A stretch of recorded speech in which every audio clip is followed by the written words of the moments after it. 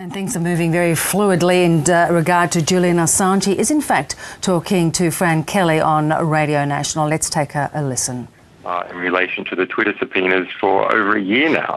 Talking about taking legal action. Involves the ACLU, etc., etc. So they're playing word games here. The games that they're playing is that the grand jury needs to conclude. On the conclusion of the grand jury process, and the grand jury is a device, judicial device, if you like. It's not seen to be part of the executive. And so they can say that they are not about to extradite because the grand jury has not yet concluded. On the conclusion of the grand jury, the Department of Justice will take the indictments of the grand jury and pursue the matter. But they're certainly expending a vast amount of resources. I mean, just today it was discovered that a contract put out by the Department of Justice for $1 to $2 million to maintain the WikiLeaks computer system that the Department of Justice is running. $1 to $2 million contracted to Mantech as a matter of public record, just discovered today.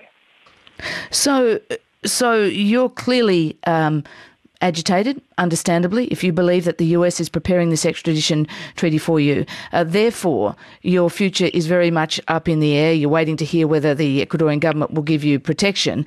Do you feel cornered? Because the British police are saying that if you set foot outside that embassy, you will be arrested. Well, I think an important question is, why aren't I in the Australian embassy? That's the real question. Why didn't you seek protection in the Australian embassy?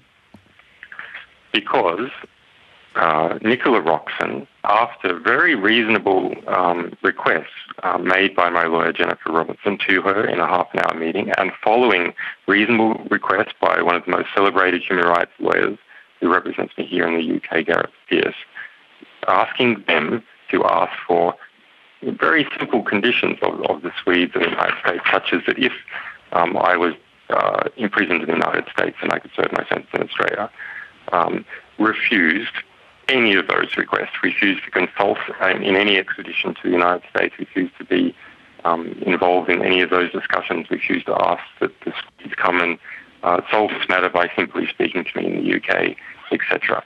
So this is an effective declaration of abandonment. There is not a single matter of concern under which the Australian government, as represented by the Attorney General, would ask other governments to be reasonable or just in this case. Again, I put that to the Attorney General yesterday. Do you want to hear her? Let's hear her response. Yeah. I totally reject that he has been abandoned by the government. We've offered support to him through consular services. We've made representations to the British government, to the Swedish government, to the US government. That's what the Attorney General said yesterday and the government has also said that you have received as much or more consular support as anybody else has in matters like this. Well, there is no matter like this at all. Everyone knows that. But, maybe that's up until this recent case in Libya, maybe that's true even.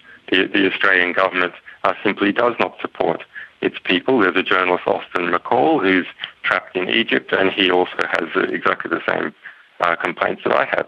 These are empty words. When you hear this word consular assistance, I haven't met with anyone from the Australian High Commission since December 2010. What are they talking about? So you've had no consular contact with the Australian High Commission? Well, since 2010? They send SMS messages. Does Mr. Assange have any concerns? But we know what this is for. This is so they can just tick off a box.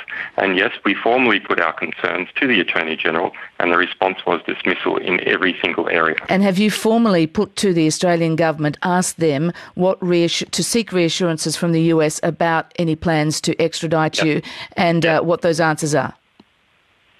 Yes, we have formally put requests to Nicola Roxon and DFAT to ask of the United States.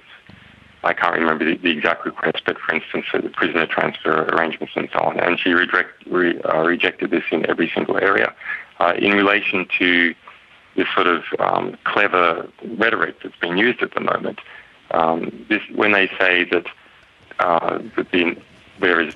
we have not received evidence from the United States that they plan to extradite.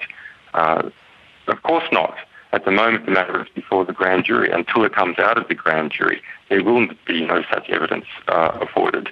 And you look at other questions of Gillard, for example, where the follow-up question is, to the Foreign Minister. So, is there any indication from the US? Is there any evidence from the US? Extradite Mr. Assange, and the Foreign Minister says, "Oh no, of course not." Follow-up question: have you asked for any evidence? No. So, Julian Assange, let's go to what's next for you. If Ecuador doesn't grant you asylum, what's Plan B? Well, we're in a position to draw attention to what is happening. The Department of Justice in the United States has been playing a little game, and that little game is that they refuse to confirm or deny the existence of a grand jury. And as a result, the press goes, "Oh, well, they don't confirm it, and therefore we can't really write about it."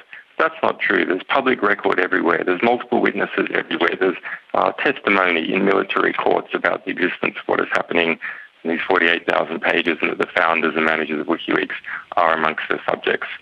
So we hope that what I am doing now will simply draw attention to the underlying issues. In a case where the truth is on your side, what is most against you is lack of scrutiny. So, I welcome the lack of scrutiny. People should welcome the scrutiny.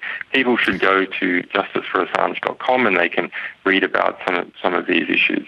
Okay. And good journalists in Australia, such as Philip Dorling, who's been heroic in his exploration of the FOI traffic between Australia and the US, are also showing that there are serious issues here, and they are being hidden through the slimy rhetoric coming out of the US ambassador to Australia by Gillard and by the Foreign Minister, and that needs to stop.